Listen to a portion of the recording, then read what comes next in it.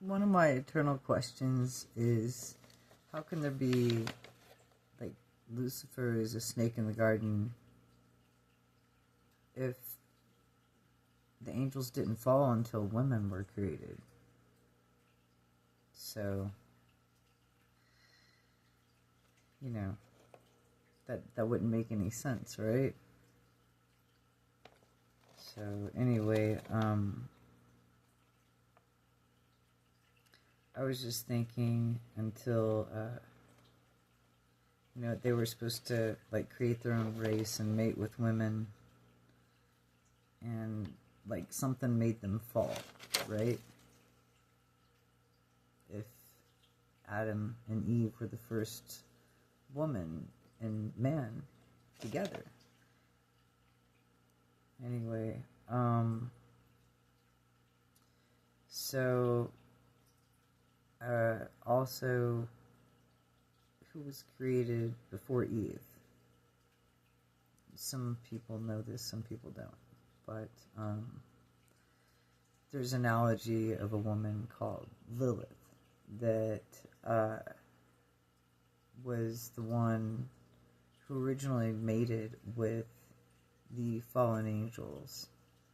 And that's who they fell in love with. And she went to become the queen of the demons, which Nephilim demons, Nephilim are just demons with disembodied souls. Or they don't have a soul, but disembodied energy, whatever you want to say. Because the ones that got destroyed in the flood. Now, the ones that didn't get destroyed in the flood are still in the mountains today. And my perspective is, since Eisenhower made that deal with the underground graves or whatever, it seems like that there's not just them. There's these other creatures that were the Nephilim too, that were in the mountains and still hidden in the caves. And people go disappearing there every single year. A certain amount do. And they don't come back. I've personally slept by myself for probably 3 months straight in the mountains. And I can't say by myself. I had my 3 dogs and a few chickens with me at the time. And I was enjoying myself, and things were just fine, and I had to hear some strange screaming up there that did not come from an animal, because an animal, you can hear it outside, it gets to your ears, but this sound went through your body. So there's a big difference between some kind of energy that goes through your body compared to something that you can just hear, Anyway, enough said on that one. I wanted to mention the bloodline of Cain, because he was the man who was cursed to walk the earth till the end of days. And he still walks the earth till today. And people wonder, what did Jesus mean when he said it's worse than our days and the days of Noah? Well, if Cain is the offspring of Lucifer, since Adam and Eve knew Lucifer, and the old term for knew is to have intercourse, sex with in the Bible. That's what knew means. They knew each other in an intimate way. So those were the first acts of sodomy with Adam and Eve, and she continued in birth, and Cain was the first murderer from the seed of Lucifer. So you guys make sure you get that right, that Cain was not of Adam. That was Lucifer's. And you can have a good seed and a bad seed. That's where that comes from, the good and twin and the evil twin, right? It started there with them being twins and being born at the same time, and Cain being the evil one and Abel being the good one that always thought of God first and putting him first, and Cain thinking of himself and being selfish. We have to think about that as no matter who we are, do we put others before ourselves when the time's right, or do we put ourselves first when the time's right, right? You have to do a little bit of both in this world depending on what it is. So you have to use your wisest choice on that matter. But nonetheless, yeah, he was doomed to walk the earth to the end of time, and this is where the bloodline of the cannibals and murderers came from, the offspring of Lucifer, the traitor and accuser to the fallen angels and to the fallen humans, as we look to Christ to be redeemed, to get home. God, that will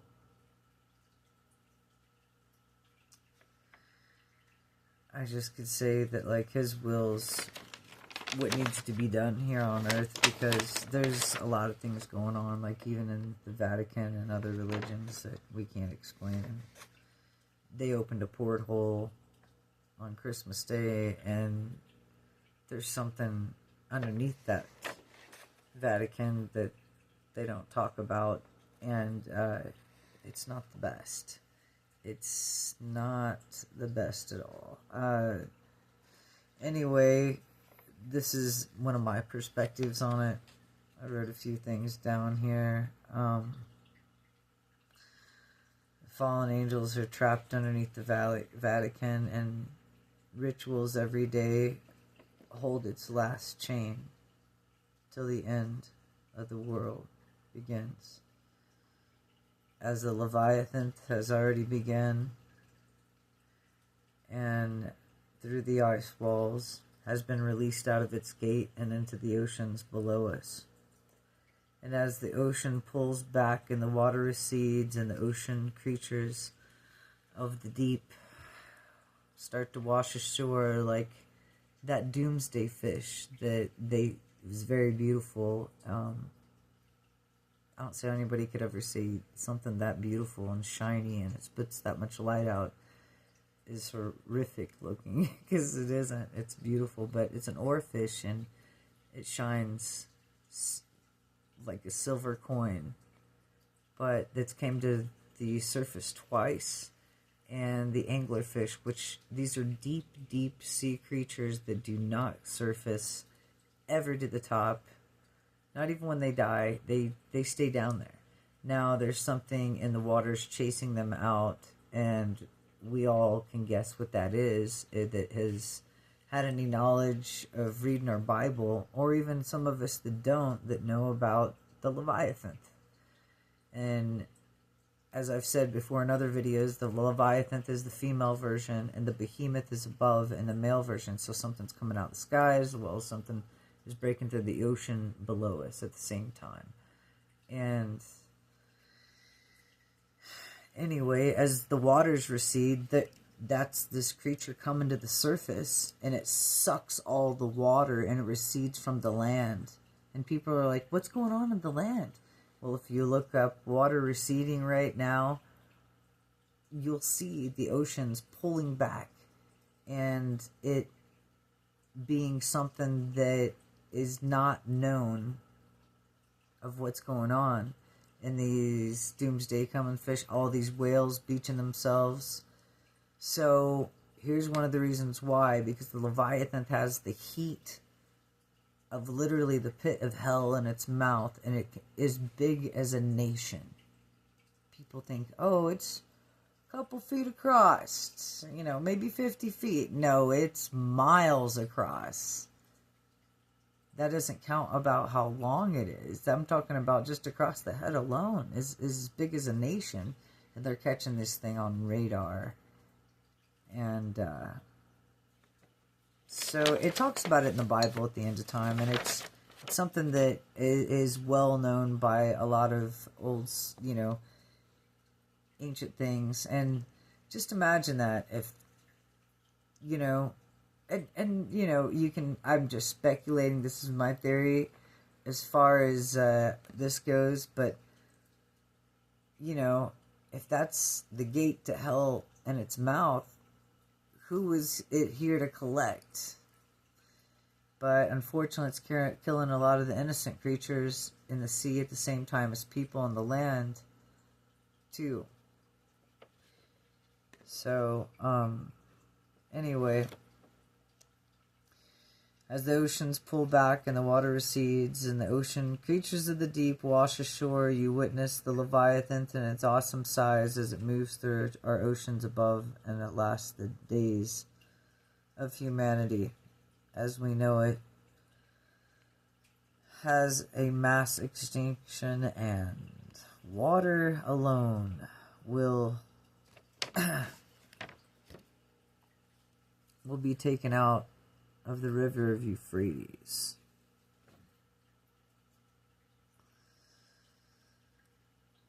And thinking about this,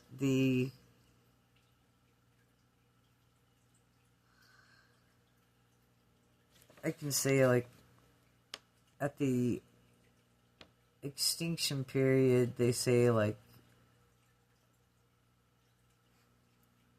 they have many names for it. You know, the reset, cleaning the fishbowl, whatever you want to say, you know. But there's reasons why this happens, you know. And did you ever think about why the Smithsonian gathered all those giant bones? Do you ever remember Jurassic Park? And how they brought from the DNA, they'll show you a little bit in the movies. Sometimes it's going on behind closed doors. You're not just creating like a dragon, but I'm talking about creating your own titans. People who watch Attack on Teen Titan know what I'm talking about. Anyway, stuff's so messed up. And they take those bones and they can recreate their own titans with the DNA from those bones that they took from all those sites that have been recorded over the centuries of usually like the average tallest is 36 foot tall giants, right? Nephilim. And these people think, well, back in time, Solomon, God gave him a ring to control them, and that book. And these people today, these scholars actually believe they have the book of Solomon, and they do not. They do not have the book of Solomon. They have a sad recreation of something they can't really quite explain. But it's definitely not what it was supposed to be. And it's, yeah. Anyway, that same book is what the Knights Templar fought over and wanted to get their paws on for the Vatican. Big win. So they can control the power, the fallen angels, everything. People want to know where Tartaria came from and all these buildings and the pyramids. It's really easy to explain because you got your freaking 36 foot tall Nephilim creating them at the time, you know? And then you have your flood, of course. Everybody knows that from the days of Noah. But does that mean we have to keep repeating this? No, we don't want to keep repeating, you know, the same thing. But anyway, the Canaanites, and I call them the inbred reptile races too. They try to take out, with the old technology used for thousands of years ago to melt rocks and cities, as you witness the ancient sites from around the world. The cycle is has to stop as soon as possible, of the fallen repeating again and again and dragging us humans down along with them each time. The sons and daughters of God. That's why Jesus Christ came. Yeah, that is so true. He raised his hand in the heavens. He was the only one to raise his hand in the heavens to volunteer to come down here. And he was the son that invited us to the wedding feast that God has planned for us. And what did they do? They killed him. It's just like that parable when it says, what did they do with Christ? Right? Well, it's what did they do to the son of the king who invited them to the wedding feast? The king being God. People, do not worship Jesus. Wake up. Worship God. Who did Jesus say to the woman that came up to him? She's like, you're so good. You're out there feeding people, heal them. You're so good, Jesus. And he's like, don't call me good woman. The only good in me is God. And therefore give praises to God and not me. And he's saying that to all you followers out there too. It's okay to say in Jesus Christ's name, in Yeshua Christ's name, whatever, Esau Christ's name.